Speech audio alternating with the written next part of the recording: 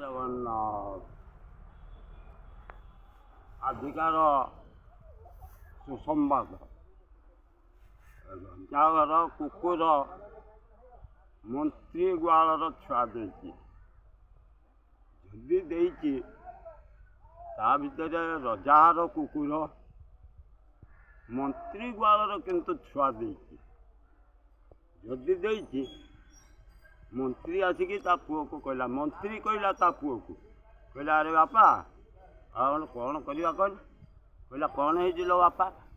ନା ଏଇଆ ହେଇଛି ଯେ ରଜାଘର କୁକୁର ଆମ ଗୁହାଳର ଛୁଆ ଦେଇଛି। କିନ୍ତୁ ରଜା ତ ଆମକୁ ବହୁତ କିଛି ଡେଞ୍ଜରରେ ପକାଇଦେବ।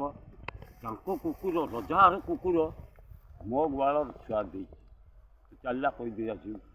ନେଉରା ହେଇକି ତାକୁ କହିବୁ ଯେ ରଜାମଣି ମା, ଆପଣଙ୍କ କୁକୁର ଆମ ଗୁହାଳର ଛୁଆ ଦେଇଛି। ରଜାମଣି ମା ତାଙ୍କ ପୁଅକୁ ପଠେଇଲେ।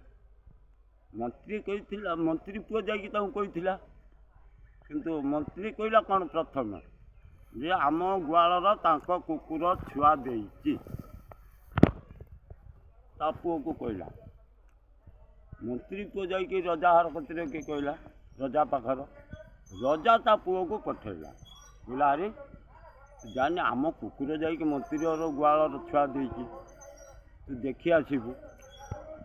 କଥାଟା ଟିକେ ଭିତରକୁ ନେଇକି ମୋତେ କହିବ।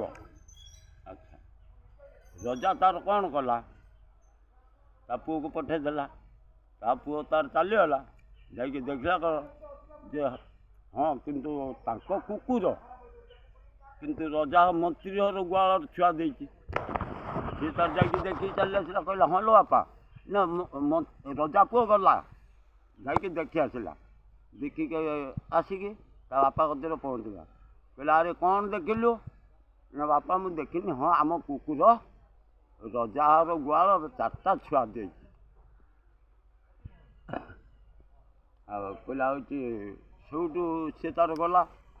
ସେ କୁକୁର ଆଣିବାକୁ ଗଲା। ଯେମିତି ଯାଇଛି କହିଲା ରଜା ମନ୍ତ୍ରୀ ପୁଅ କହିଲା କ'ଣ ତୁ ଆମ କୁକୁର ନେଉଛୁ? କହିଲା ନା ଇଏ ଆମ କୁକୁର। କହିଲା ନା ଆମ କୁକୁର। କହିଲା ତମ କୁକୁର ଯଦି, କିନ୍ତୁ ରଜା ଆସିନାହିଁ କି ମନ୍ତ୍ରୀ ଆଉ ଯାଇନି। ଇଏ ଦୁଇ ଜଣ ରଜା ପୁଅ ମନ୍ତ୍ରୀ ପୁଅ, ୟାଙ୍କ ଭିତରେ କି ଦ୍ୱନ୍ଦ୍ୱ ଲାଗିଲାଣି। ଯେମିତି କାକ ସହିତ କୁଇଲିର ମିଳନ ସେଇଟା ଭଳିଆ। ୟାଙ୍କ ଭିତରେ କି ଯୁକ୍ତି ତରକ ଚାଲିଲା। ଇଏ କହିଲା ନା ଇଏ ଆମ କୁକୁର। ସେ କହିଲା ନା ଇଏ ଆମ କୁକୁର। ଏମିତିଆ ହେଇଛି ଯେ ରଜା ପୁଅ ଗଲା ତା ବାପ କତିକି, ଇଏ ଗଲା ୟା ବାପ କତିକି। ଯାଇ କହିଲା, ରଜା ପଚାରିଲା ଆଗେ ତା ପୁଅକୁ, କହିଲା ଆମ କୁକୁର କେତେଟା ଛୁଆ ଦେଇଛି ତାଙ୍କ ଗୁହାଳ? କହିଲା ହଁ ବାପା ମୁଁ ଦେଖିନି, ଆମ କୁକୁର 4ଟା ଛୁଆ ଦେଇଛି। କିନ୍ତୁ ତା ଭିତରୁ ଆଉ ସେ କହିଲା ନାହିଁ ଯେ କି ରଙ୍ଗ, କେତେଟା ଅଣ୍ଡିଆ, କେତେଟା ମାଇ। କିନ୍ତୁ ଏ କଥାକୁ ଆଉ ସେ କହିନି। ମୋତେ ମୋ ବାପା ପଠେଇଲା, ମୁଁ ଗଲି ଜିନିଷଟା ମୁଁ ଦେଖି ଆସିଲି। ତା ଭିତରେ ରଙ୍ଗ ବଙ୍ଗ, ତା ଚାଲି ଚଲଣ, ଭଲ ମନ୍ଦ, ଏଟା ସେଟା ମୁଁ ସବୁଟା ତାର ଆଡ଼ ଦୀର୍ଘ ଆଡ଼ ବାଙ୍କ ମୁଁ ସବୁଟା କିଛି ଦେଖିନି। ଇଏ କିନ୍ତୁ ସେତିକି କାମ କରିନି। ସେ ବୁଦ୍ଧି ନାହିଁ, ଦେଖିବ କେମିତି? ମନ୍ତ୍ରୀ ସେଇଠୁ ତା ପୁଅକୁ ପଠେଇଛି ଯେ ବାପା ତୁ ଜାଣିନି ଆମ ରଜାମଣି ମାଙ୍କ କୁକୁର ଆମ ଗୁହାଳର ଛୁଆ ଦେଇଛି, କେଇଟା ଦେଖି ଆସିବୁ। ସେ କହିଲା ହଁ ଲୋ ବାପା, କିନ୍ତୁ ରଜାଘର କୁକୁର ଆମ ଗୁହାଳର ଛୁଆ ଦେଇଛି। ଦୁଇଟା ତା ଭିତରେ ହେଉଛନ୍ତି ଅଣ୍ଡିଆ କାଳିଆ କାଞ୍ଚିଆ। ଅଣ୍ଡିଆ ଦୁଇଟା, ଧୁବୁଲା କାଳିଆ କାଞ୍ଚିଆ। ଆଉ ମାଇ ଦୁଇଟା ନାଲି ଧୁବୁଲି ଦୁଇଟା।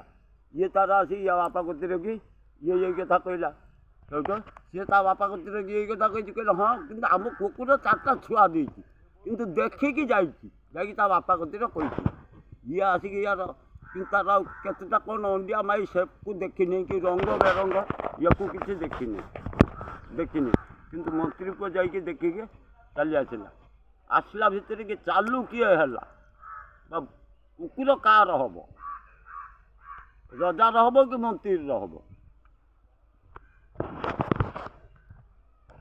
ଜୟ ଜଗନ୍ନାଥ।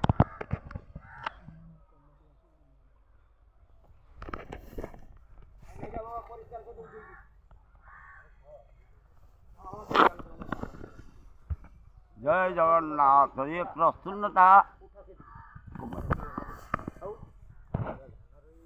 କମେଣ୍ଟ ବକ୍ସର ଆପଣମାନେ ମୋତେ ଜଣାଇବେ। ଜୟ ଜଗନ୍ନାଥ।